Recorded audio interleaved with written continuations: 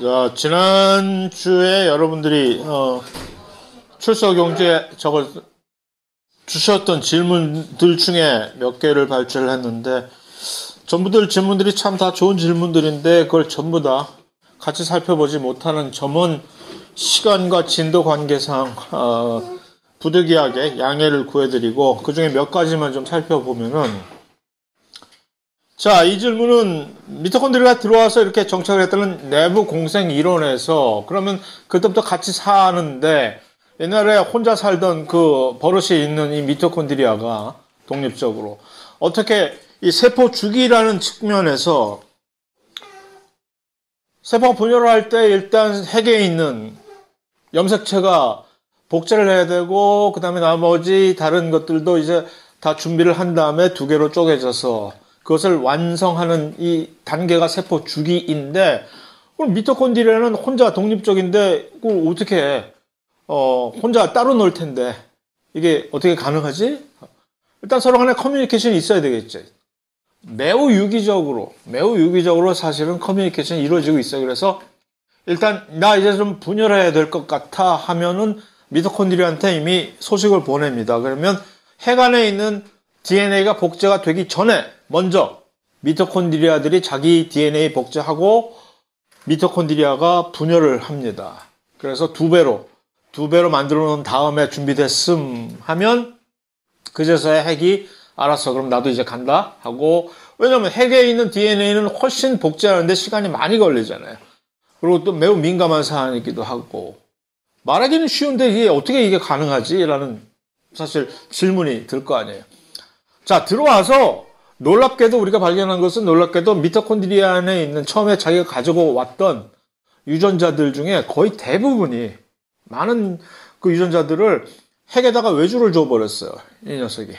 그래서 요즘 핵에 있는 이 사람이건 어떤 진핵세포건 핵에 있는 DNA를 보면 미토콘드리아가 원래 가지고 왔던 DNA가 핵에 삽입이 되어 있는 거야. 야, 나 쓸데없으니까 네가 가서 처리해. 미토콘드리아가 요즘 현재 가지고 있는 DNA는 정말로 미토콘드리아 밖을 떠나면 안 되는, 그러니까 자기가 꼭 이 안에서 꼭 얘는 꼭 내가 써야 돼 하는 DNA들만 최소한으로 남겨놓고 있는 거예요. 그럼 거기에 가 있는 그 원래 미토콘드리아가 가지고 있었던 그 유전자가 발현이 돼서 뭔가를 만들어내겠지? 그래가지고 자기가 이 둘 간의 교신을 담당하는 거야, 이제. 다시 돌아온다고, 얘가 다시 돌아와가지고서 저 고향에 마치 추석 때 고향에 오듯이 와가지고서 미토콘드리아 DNA 복제할 때쯤 뭔가를 기능을 하기도 하고 해서 그러한 방식으로 마치 모든 것이 다 밝혀진 것처럼 이렇게 제가 구라를 치고 있는데, 그거는 조금 좀 너무 앞서 나간 것이고, 그 정도로 대충 알고 있으나, 너는 왜 여기서 잠들고 있니?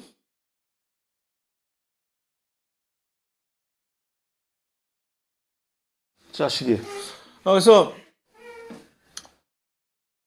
디테일한 부분이 많이 아직은 잘 모르는 부분도 있죠. 대충, 큰 맥락에서 그런 식으로 조절이 되고 있다라는 점을 보고 있습니다. 어디 가면 이들을 만날 수가 있을까요? 라고, 민감한 개인정보라서 제가 가르쳐 드릴 수는 없는데, 주소를. 그러나 주로 물 근처에 가서 바위 같은 표면에, 그런 데 보시면 얘네들을 총괄적으로 특히 녹색을 띠는 이 광합성하는 세균들을 한국말로 뭐라고 하냐면 남세균이라고 하거든요. 사이아노백테리아라고 해서 사이아노백테리아. 여기저기서 잘 살지만 어쨌든 햇빛을 잘 받을 수 있어야 되고, 그러니까 어떤 물체의 표면 같은 데서 주로 해안가에서 많이 특히 군집을 이뤄서 살고 있는 경우가 많습니다. 그래서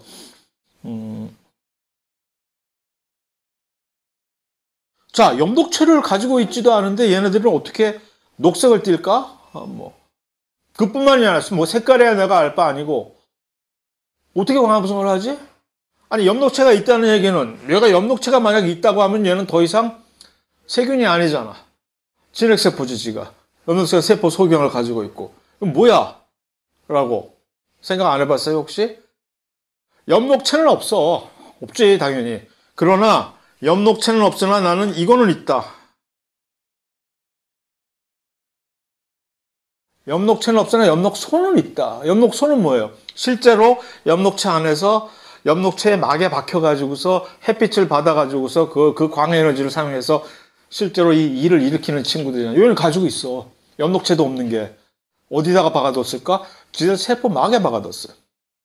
그 세포 막에다가 땅땅땅땅 광합성에 필요한 이 효소들 플러스 엽록소를 박아두고 광합성을 합니다. 미토콘드리아도 마찬가지입니다. 미토콘드리아처럼 미토콘드리아가 없는데 혹시 그럼 얘네들 세균들의 그 에너지 대사는 우리보다 항상 비효율적으로 ATP를 만드는 양이 훨씬 작고 그런가요? 그렇지 않아요. 많은 세균들이 요즘은 이미 또 특히 진화를 해가지고서 그 미토콘드리아 안에 있는 그 유기호흡을 해서 ATP를 막 만들어내는 그 효소들을 자기들 세포 막에다 박아놓고 사용을 해. 그래서 뭐 우리만큼은 아니지만 자기들 나름대로 꽤 효율적인 에너지 대사를 합니다. 그러니까 그들이 옛날에 무슨 35억 년 전에 살았던 그 세균 그대로라고 생각하시면 오산이지. 그들도 열심히 살았어. 우리만 열심히 산 게 아니라. 그래서 막 진화하고 어떻게 해서든 그들의 생존을 높이려고 노력한 결과입니다. 자, 어떤 광합성하는 세균은 초록색이 아니라 보라색을 띠고 있던데 어떻게 된 거예요?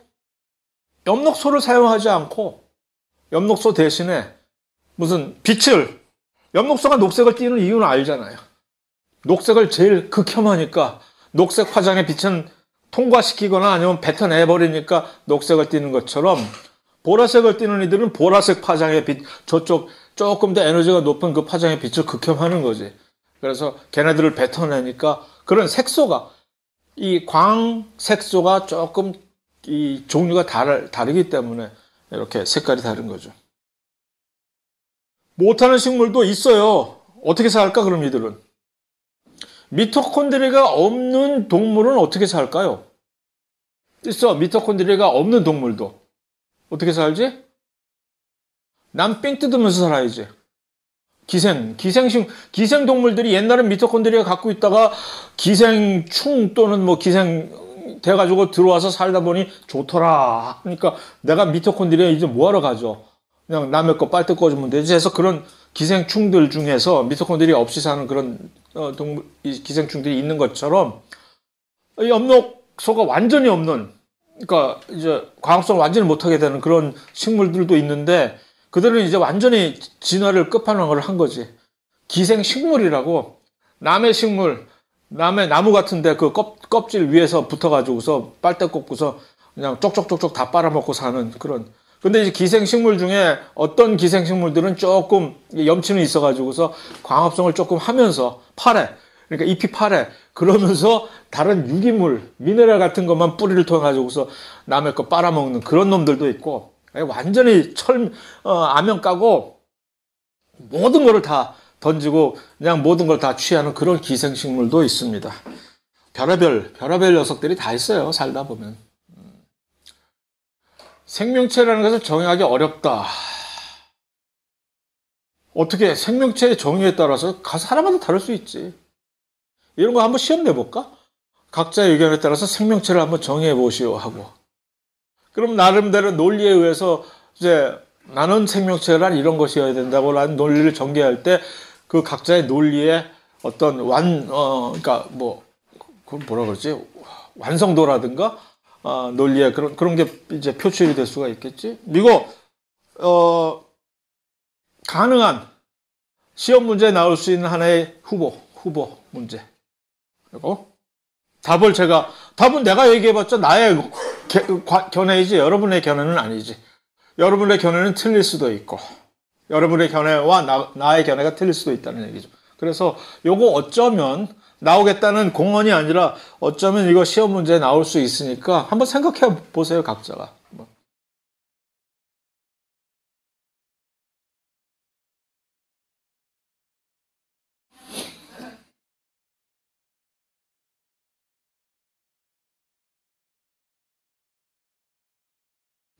이거 녹화되는데 왜 찍어?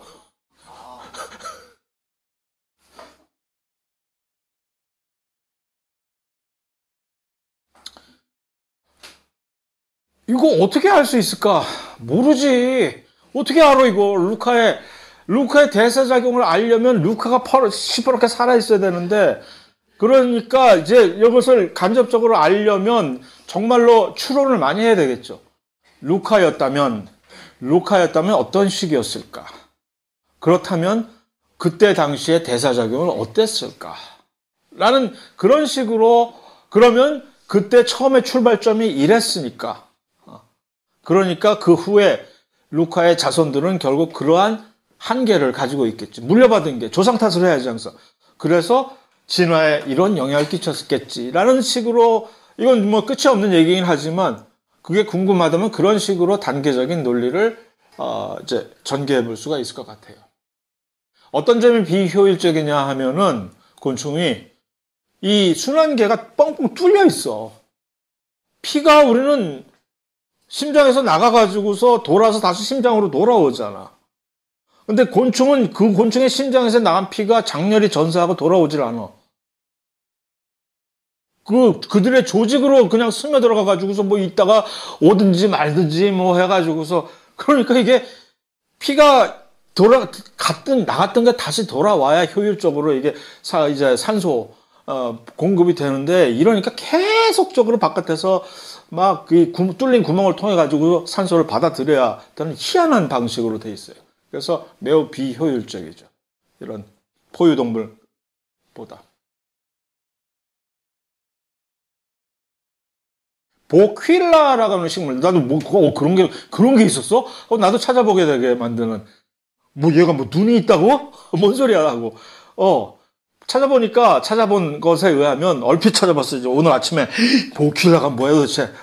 찾아봤더니 얘가 뭐 눈이 있는 것처럼 따라하기 쟁이라는 거지. 그래서 이렇게 식물 옆에 붙어 사는데 다른 식물의 모양을 그대로 따라서 자기 모양을, 카멜레온도 아닌 것이 막 이렇게 변화시키고, 심지어 이렇게 인공적으로 뭔가를 만들어 놨을 때 그 인공적인 식물의 어떤 형태도 금방 이렇게 따라해가지고서 자기의 생존을 높인다는 그런 식물인 것 같은데, 그러니까 마치 얼핏 생각하기에 눈이 있으니까, 보이는 게 있으니까 보이는 걸 보이는 대로 지가 뭐 이렇게 따라하겠지 하지만, 그것을 따라하는 것이 정확하게 무슨 기전에 의해서 하는지는 잘 모르지만 아직 다른 방식으로 하겠죠. 눈이 있다는 우리의 선입관은, 눈이 있다는 얘기는 결국 무슨 얘기예요? 뭐가 있다는 얘기야? 감각기관인데 눈 하면 눈과 가장 직결되게 우리의 기능적인 측면에서 직접적으로 연결되어 있는 기관은 뭡니까? 눈. 응? 뇌. 눈으로 본 것을 뇌에 전달해서 그 영상이 처리가 돼서 판단을 내리게끔. 그러니까 눈이 있다는 얘기는 뇌가 있어야 된다는, 그럼 너도 뇌가 있다는 얘기니? 절대 아니지. 식물이 무슨 뇌가 있어. 어떤 학자들은 일부 마이너리티이긴 하지만 식물도 무슨 신경 조직이 있다. 신경 신호를 전달한다라고 하는, 우리 신경세포 생각하면 안 되지.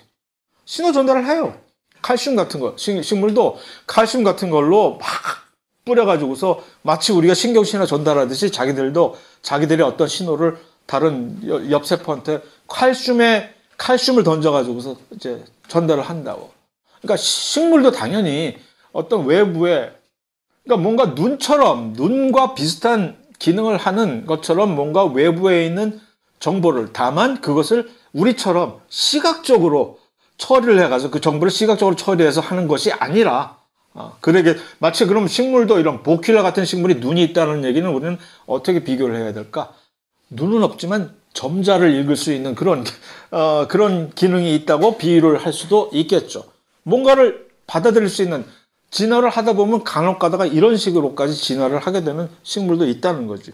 그래서 사실 연구를 많이 알고는 있지만 식물에 대해서도 요즘 아직도 모르는 게 태반이기 때문에, 특히 우리가 친숙하게 알고 있는 식물에 대해서는 조금 더 많이 알고 있으나 정말로 얼마나 잘 알려지지 않은 희한한 식물들이 얼마나 많겠어요. 확인되지 않은. 그들 중에는 우리가 깜짝 놀랄 만한 이런 게 있었어? 이거는 어떻게 될까? 라고 우리를 다시 한번 깨우쳐주는 그런 현상들이 많겠죠. 그래서 아까 어렸을 때는 그런 생각까지 그래서 식물도 뭔가 사운드를 들을 수 있을 텐데. 그래서 식물한테 어떤 특정한 사운드 파장을 내가 연주를 해줘가지고 식물한테 교신을 해가지고 식물한테 밖에서 외부에서 식물 유전자를 발현시킬 수 있지 않을까라는 헛생각을 하기도 했는데 이제 그거 연구하기엔 좀 이제 나도 좀 늦었지. 내가 지금 하던 거나 마저 너나 잘하세요 하던 거나 해야지 쓸데없는 거 하지 말고 나도. 자, 이거 아주 재미있는 중요한 질문인데 종의 구분을 이루게 되는 이 생식적인 그러니까 격리라고 하는 것이 이유와 목적이 무엇이냐? 이걸 이유와 목적의 차원에서 생각을 한다면 이건 좀 희한한 거지. 그런 게 어딨어. 이유와 목적이 없는 거예요, 이거는. 이렇게 돼버린 거지, 하다 보니까. 그러니까 그것 때문에 결과가 생긴 거지, 이것을 내가 생식적인 격리를 해야 되겠다. 그것이 내 무슨 뭐 본능이야. 그런 건 없고, 본능적으로 따지자면 사실은 모든 생명체들은 오히려 생식적인 격리를 장벽을 가능한 한 낮춰서 그런 것을 허물어뜨리는 그런 생명체가 훨씬 더 자기 유전자를 후세에 훨씬 더 많이 남기겠지. 툭 하면 까칠하게 뭐 조금만 좀 낯설다? 너하고는 뭐 그런 거 안 해. 뭐 하는 그런 개체면 훨씬 더 자기 자손을 후세에 남기기가 힘들겠지. 그러니까 진화 과정에서 도태가 됐겠지. 다만 생식적인 격리가 부득이하게 발생을 해가지고서 그러고 싶지는 않았으나 그렇게 격리가 되다 보면은 유전적으로 이게 격리가 되어버리는 거지. 그게 세월이 흐르다 보면.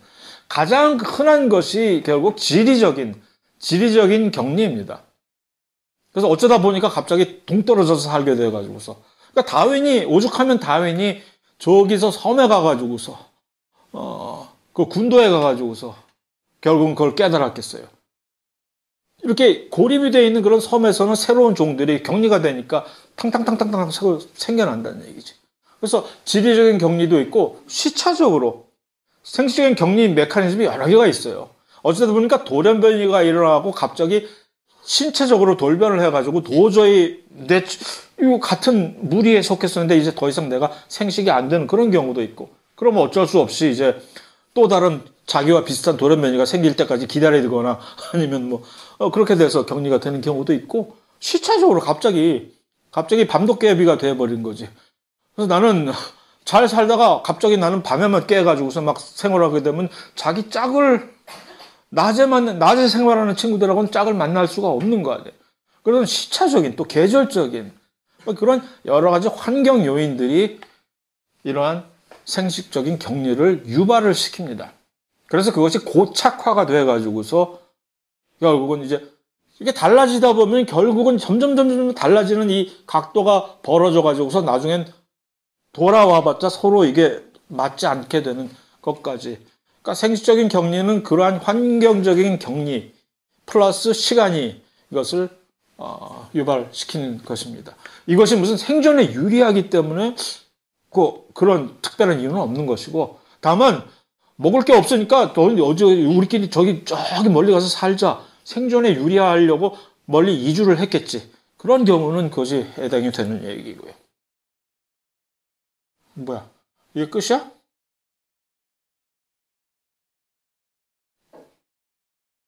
그 질문 요것밖에 안 가져왔어, 나?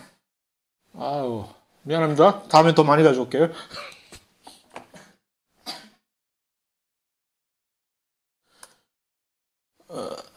자, 그래서 오늘 2장까지만 끝내면 끝나겠구나. 얼마 안 남았으니까. 자, 그래서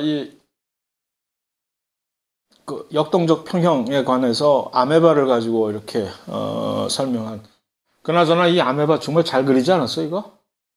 원래 그 교과서 보면 이렇게 안 그려. 그래서 엄청나게 허접하게 그려져 있는데 이걸 내가 이렇게까지 내가 예쁘게 그렸을까?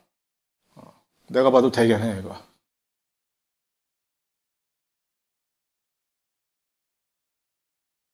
자, 그래서 그런 대사작용 중에서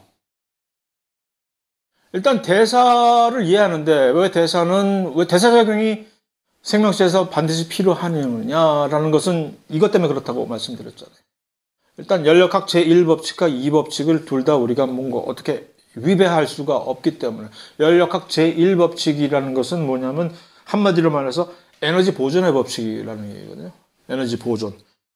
그러니까 모든 만물은 이 에너지를 파괴시키거나 만들어낼 수가 없기 때문에 이 에너지는 우주에 존재하는 에너지의 총량은 항상 그대로이기 때문에 네가 에너지를 필요하다면 어디 가서 끌어와야지 네가 마음대로 스스로 자체로 만들 수 없다는 게 에너지 보존의 법칙이며 연력학 제1법칙이거든요. 그러니까 음식을 먹어야 되고 에너지가 필요하면 음식을 먹어야지 혼자서 네가 어떻게 원자력 발전소도 아니게 할 수가 없다는 얘기이고 음식을 왜 먹느냐? 그 음식 덩어리라고 하는 유기 고분자 물질에 담겨져 있는 에너지를 파괴해서 에너지를 방출해낸다는. 파괴하면 왜 에너지가 방출이 되지? 뭐지? 그게 바로 왜 안 가니? 그래서 연력학 제1법칙 에너지 보존 법칙이라는 것이고 이렇게 설명이 될 수 있는 요약이고 두 번 설명할 필요 없겠죠?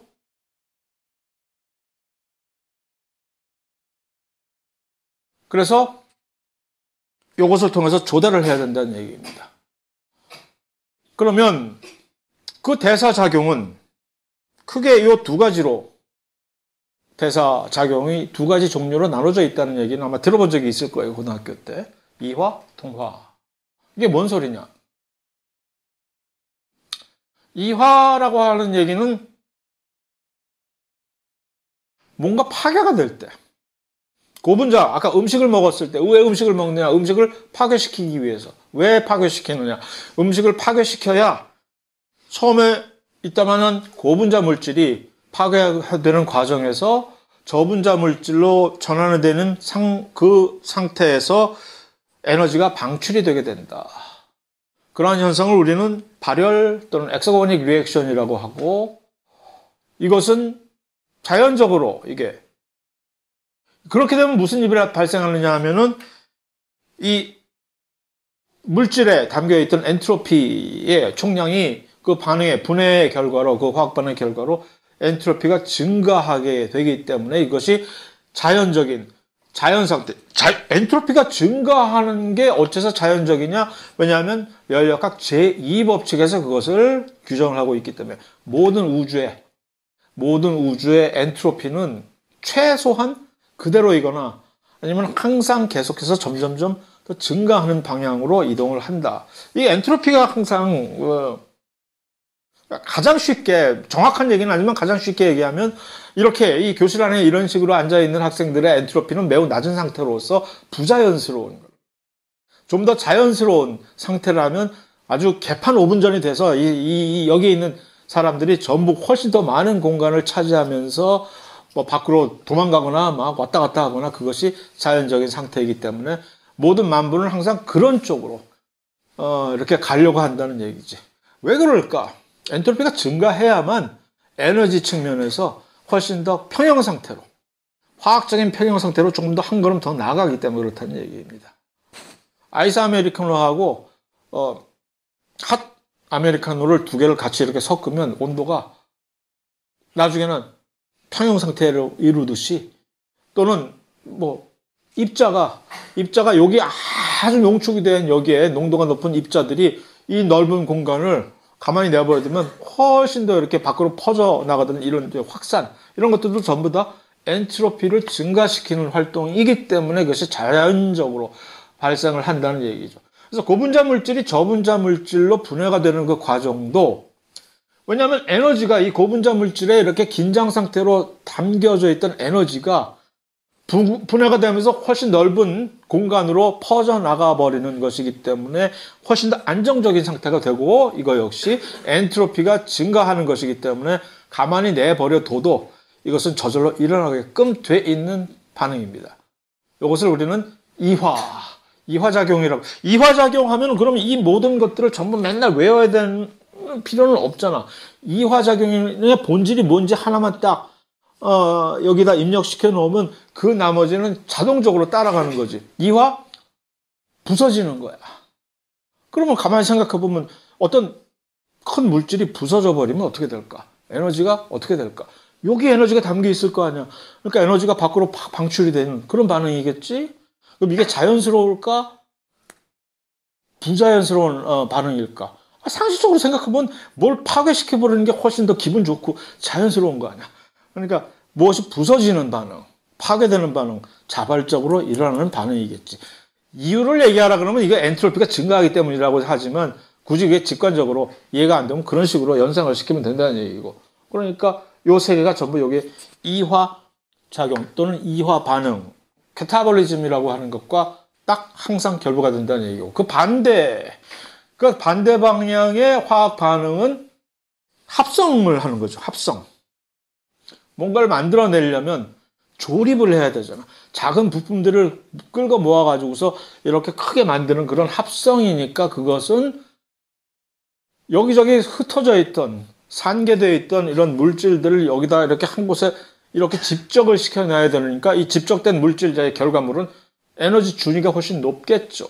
불안정하겠지. 이것을, 그러니까 부자연스러운 반응을 계속 억지로 해야 되겠다는 얘기지. 이거 원래 안 되는 얘기야. 엔트로피가 이것은 고분자 물질은 엔트로피가 낮은 물질이야. 이렇게 밖에 막 이렇게 흩어져 있는 저분자 물질은 엔트로피가 상대적으로 높은 그런 상태란 말이지. 엔트로피가 높은 상태에서 낮은 상태로 변환시킨다는 얘기는 이거 원래는 안 되는 얘기. 금지사항, 금기. 그럼에도 불구하고 안 되는 일이 어디 있어 이 세상에. 다 안 될 때는 어떻게 해야 돼? 우리가 뭔가 안 된다고 누군가가 얘기할 때는 어떻게 하죠? 여러분들 지갑을 일단 열잖아. 그래가지고 그런 식으로 에너지를 주입을 하면 이게 가능하다는 얘기인데 이게 사실 무슨 얘기냐 하면은 에너지를 주입을 한다는 얘기는 여기다가 에너지, 왜냐면 이 고분자 물질에 들어가야 될 에너지가 여기에 투입이 돼야만 이게 가능하니까. 그럼 그거 하기 위해서 에너지를 주입하는 과정에서 이게 이제 엔트로피가 낮은 물질을 만들었으니까 이거 위반 사항 아니야. 엔트로피가 낮아졌잖아. 이게 어떻게 가능해? 모든 우주의 엔트로피는 항상 증가한다며. 당장 이거 위반. 근데 이게 어떻게 가능하지?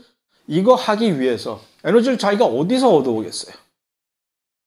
여기에 주입하려고 하는 이 에너지는 어디서부터 가져와요? 자기가 어떻게 만들어낼 수 있는 게 아니잖아요. 그러면 어디서인가로부터 이것을 다시 이화작용에 의해서 그 에너지를 끌어가지고 와서 여기다 주입을 해야 되잖아. 별 다른 재주 있어요? 그럼 그 이화작용을 하는 과정에서 어떻게 돼? 엔트로피가 높아졌을 거 아니야. 그러니까 그 차이를 보면 여기다가 엔트로피를 낮추기 위해서 에너지를 주입하는 과정에서 여기서 훨씬 더 큰 사고를 치는 거지. 저쪽 바깥에서. 그래서 엔트로피를 훨씬 여기다 높이기 때문에 두 개를 합산을 해보면 결과적으로 총량은, 엔트로피의 총량은 결국 얘 때문에 더 높아진 거지. 그렇기 때문에 이게 가능하다는 그런 얘기이고, 어쨌든 그것 때문에 반응 자체는 비자발적이면서 에너지를 주입한다는 얘기를 우리는 이런 식으로 이렇게 연상을, 에너지하고 열하고 비슷하게 동의어로 간주를 하는 거지. 동의어는 아니지만. 그래서 이것을 흡열 반응이라고 하고 그렇다는 얘기입니다. 그래서 세포 안에서는 이 두 개가 다 동시에 이루어져야만 된다는 얘기죠. 직관적으로 항상 이 이화와 동화작용을 비유를 할 때 두 개의 대표적인 대사작용인, 둘 다 생물학 시간에 배우잖아요. 하나는 포도당과 포도당을 산소가 있는 조건에서 파괴시켜서 이산화탄소로 이렇게 분해시키는 이 작용. 항상 우리가 하루 세 끼, 최소한 먹는 과정에서 이제 발생시키는 이 반응. 대표적인 이화작용이지. 그러면 에너지가 여기서 방출이 될 거 아니에요. 그 방출된 에너지를 가지고 ATP를 합성하는데 그 에너지를 쓰는 것이고. 반대로 저 광합성을 하는 식물들이 하는 반응은 여기서부터 출발을 해가지고 이런 부품들을 가지고 간단한 무기물을 가지고 이런 복잡한 유기물을 만들어내는 반응, 이거 합성 반응이잖아요. 그러니까 동화 반응의 대표적인 예이고, 그것을 하기 위해서는 무엇이 필요해? 에너지가 필요하잖아요, 반드시. 그 에너지는 누가 가져다 제공해줘? 햇빛과 같은 그런 빛이 그래서 이것을 우리는 광합성이라고 하는 것이고, 이것이 전체 지구상에 있는 모든 에너지를 사실 순환하게 해주는 원동력이 되는 거죠. 작은 스케일로 요게 세포 안에서 이와 비슷한 똑같은 일이 벌어지고 있다는 얘기입니다. 고분자 물질을 항상 하고, 그 다음에 이것을 여기서 얻은 이 에너지를 가지고 우리가 필요할 때 포도당 같은 것들은 아니지만 그와 비슷한 고분자 물질들을 그런 식으로 또 합성을 하는데 사용이 되는 것이죠. 그래서 아까 얘기한 그 열역학 제2법칙은 엔트로피에 관한 얘기인데, 이런 얘기이고 설명했듯이, 그래서 왜 어떤 화학적 반응은 저절로 일어나고 어떤 화학적 반응은 저절로 일어나지 않느냐 하면 바로 엔트로피에 부합해주는, 엔트로피를 증가시키는 방향으로 부합해주는 그런 방향이라면 가만히 내버려둬도 발생하게끔 돼 있는 것이고, 그러면 엔트로피란 무엇이냐, 아까 설명했듯이 전체적인, 쉽게 얘기해서 얼마나 이들이 잘 정돈이 돼 있느냐가 엔트로피가 낮은 것을 얘기하는 것으로서, 다시 말하면 엔트로피란 하나의 무질서도를 설명해주는 척도이다라고 얘기를 할 수도 있겠죠. 또 다른 말로 하면은 엔트로피란 얘기는 똑같은 에너지인데, 어차피 에너지는 총량은 똑같잖아요. 그러나 그 에너지 중에서 우리가 얼마나 유용하게 쓸 수 있는 에너지이냐, 아니면 쓸데없는 에너지이냐. 쓸데없는 에너지의 대표적인 예가 바로 열입니다. 열. 뭔 소리야?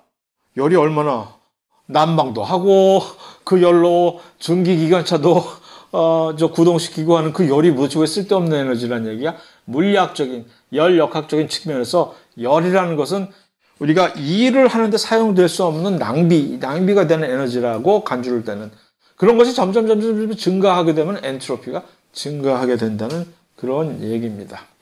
그래서 엔트로피를 좀 더 다시 설명하면,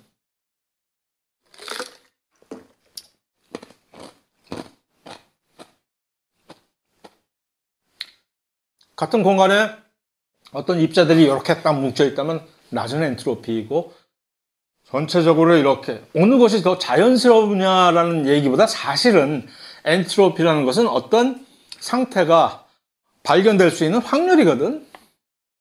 둘 중에 어떤 확률로 우리가 이것을 발견할 확률이 훨씬 높습니까? 이거지. 놔뒀을 때. 어쩌다가 우연히 천재의로에 기울여서 한 초당 스냅샷을 찍으면 얘네들이 이렇게 되는 경우도 있을 수는 있겠으나, 대체적으로 확률적으로 이렇게 되어 있는 게 자연적인 현상이네. 이게 높은 상태의 엔트로피이고 이것이 낮은 상태의 엔트로피라는 얘기이고, 항상 우주는, 모든 만물은 이런 식으로 방향성이 흘러가게 된다는 얘기고, 또 다른 방식으로 이것을 설명을 하자면, 트럭에 이만큼 벽돌이 쌓이는데 이것을 땅바닥에다 우리가 내려놓을 때, 던져서 내려놓을 때 이렇게 중구난방으로 막 흩어질 확률과, 내가 던졌는데 놀랍게도 갑자기 전생에 나라를 구했나? 이렇게 차곡차곡하게 쌓이게 될 확률, 둘 중에 어느 것이 더 높느냐? 당연히 이쪽이 높지. 그것이 엔트로피가 왜 이렇게 진행이 되는지를 설명을 해주는, 열역학 제2법칙을 쉽게 설명해주는 하나의 예입니다. 그래서 항상 평형 상태를 유지하기 위해서 이제 화학 반응이 발생하는 과정에서 그 에너지가 형태가 전환이 되는데, 그 에너지의 총량은 항상 같아요, 이렇게. 그러나 그 중에서 점점 더 화학 반응을 통해서 쓸모없는 에너지, 아까 얘기한 쓸모없는 에너지가 바로 엔트로피가 증가된 그런 부분이지. 그게 점점 줄어드는 거지. 워낙 우리의 이 전 우주 안에 지금 현재 축적되는 에너지 양이 워낙 많으니까 이렇게 되는 상태도 그다지 우리가 개의치 않고 얼마든지 딴 데서 끌어다가 다시 쓸 수 있기 때문에 하는 거지만, 엄밀하게 얘기하면 점점 더 그런 식으로 평형 상태로 갈수록 우리가 어떤 끌어다 쓸 수 있는 유용한 에너지의 형태는 줄어들고 있는 그러한 얘기입니다. 거기서 이제 자유에너지, 아까 누군가가 얘기한 그 자유에너지라는 개념이 여기서 발생을 하는 겁니다. 그러면 에너지가 있는데, 다 같은 에너지가 아니라 어떤 에너지는 이렇게 쓸데없는 에너지이고, 그럼에도 불구하고 그 중에서도 내가 아직도 이것을 뭔가 내가 움직이는데 또는 무언가를 하는데 뭔가를 만드는데 쓸 수 있는 에너지는 우리는 유용한 에너지인데 그걸 좀 더 멋있는 말로 표현할 수 없을까? 유용한 에너지가. 그게 바로 자유 에너지라는 얘기입니다. 그러니까 자유 에너지란 무엇이냐? 에너지 중에서 우리가 일을 하는데 쓸 수 있는 에너지. 그것을 자유 에너지라고 하면서 그 자유 에너지가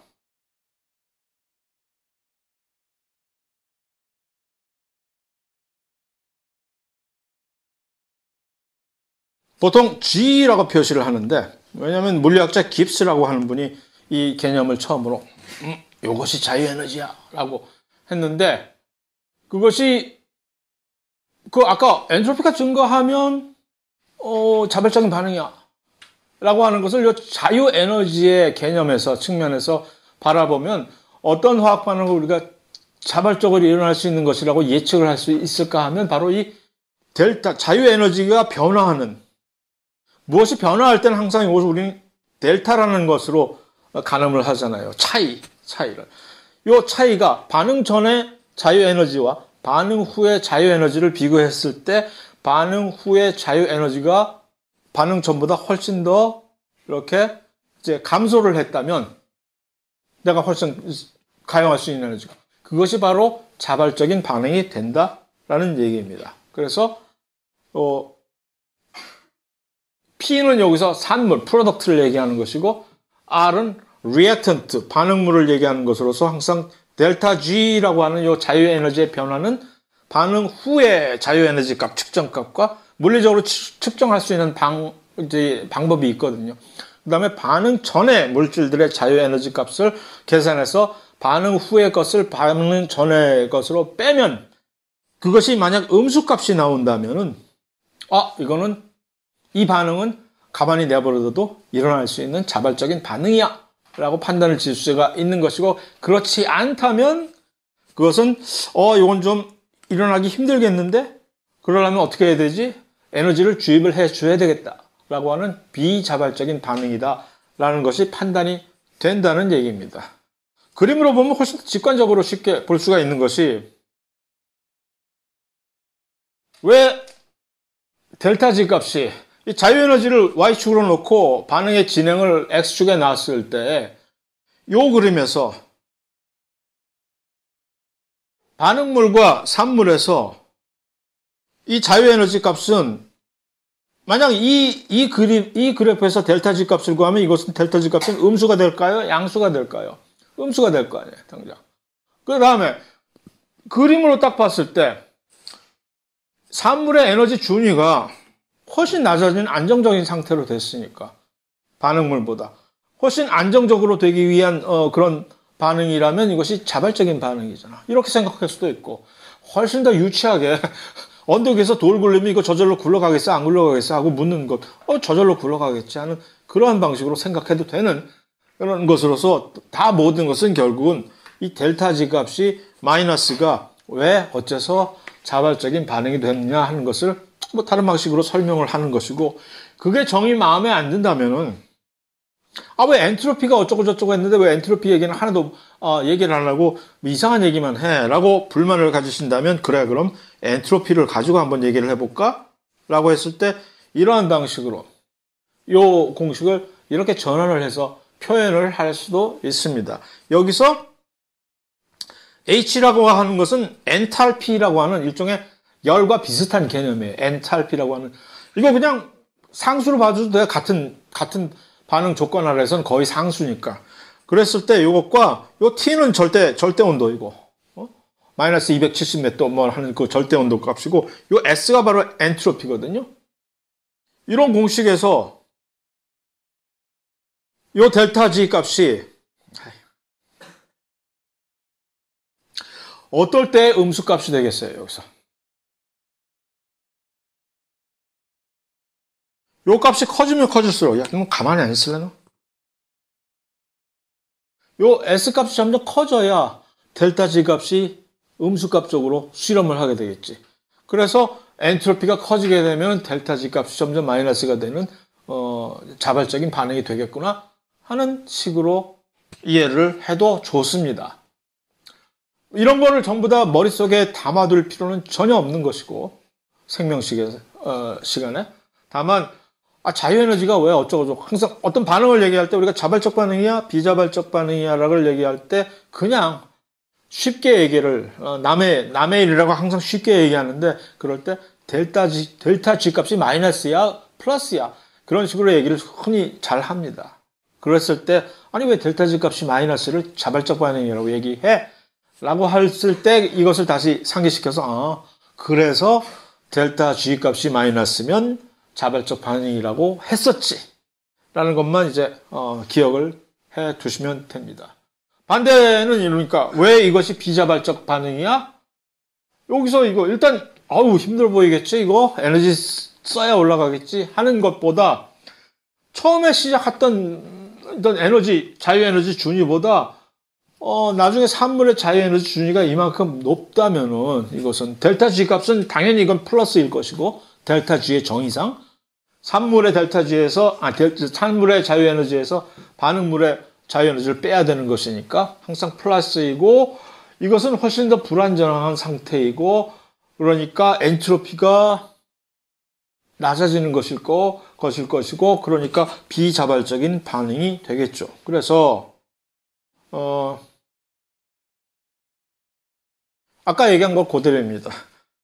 자, 이런 비자발적 반응을 어떻게 하면 에너지 주입하면 가능하게 된다? 혹시 그러면 그거 엔트로피, 연력학 제2법칙을 위반하는 거 아닐까요? 라는 높아심을 이제 설명해 주는 것이 아니야. 그래도 우주 전체 엔트로피 총량으로 계산해 보면 이것 때문에 훨씬 더 높아졌어. 왜? 우리는 오픈 시스템이기 때문에 그래.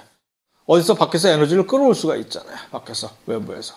그러니까 이 반응을 항상 수행하는 우리의 개는 닫힌 클로즈 시스템이 아니다라는 그런 얘기입니다. 그래서 아까 얘기한 그 G 자유에너지가 뭐야 도대체? 이런 것을 이렇게 정돈시킬 수 있게끔 이거 가능하게 해주는 그런 에너지를 자유에너지라고 한다라는 얘기입니다. 그래서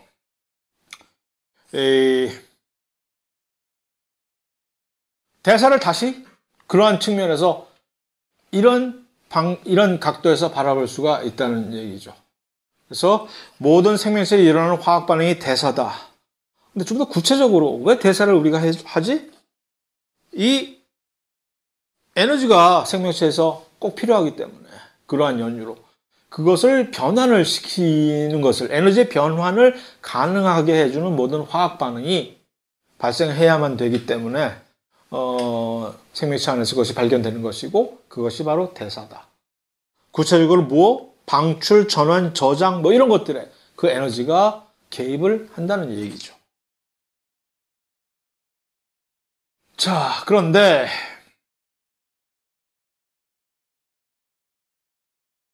이거 오늘 못 끝나겠다. 이거 안 되겠다. 사람 불러야 되겠다, 이거. 그래서 너무 괜히 급하게 나가려고 하지만 조금 슬로우 다운 합시다. 조금 다시 곱씹으면서 요거는 다음 시간에 마치도록 하겠습니다.